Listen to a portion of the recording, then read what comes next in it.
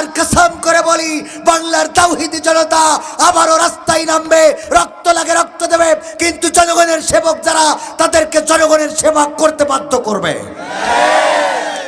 জনগণের সেবায় নিয়োজিত থাকতে হবে।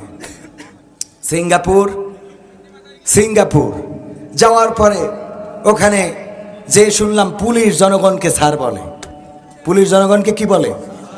আর আমাদের দেশে পুলিশকে স্যার না বললে ওনার মাইন্ডে লেগে যায়। এখন থেকে কোন পুলিশ, কোন ট্রাফিক বা এই আইন প্রশাসনের যারা নৈতিক দায়িত্ব যদি পালন না করে, তাইলে 999-999-999 ফোন দেবেন।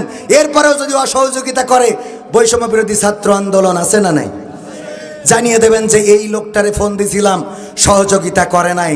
কারণ আইনের কাজ যদি আইন না করে, তখন আইনের কাজ করার জন্যে বাংলাদেশের জনগণ আছে। কারণ জনগণের জন্যই আইন, আইনের জন্য জনগণ না। ঠিক না বা ঠিক? আমাদের জন্য যে আইন প্রয়োজন, সেই আইন আমাদের জন্য করতে হবে।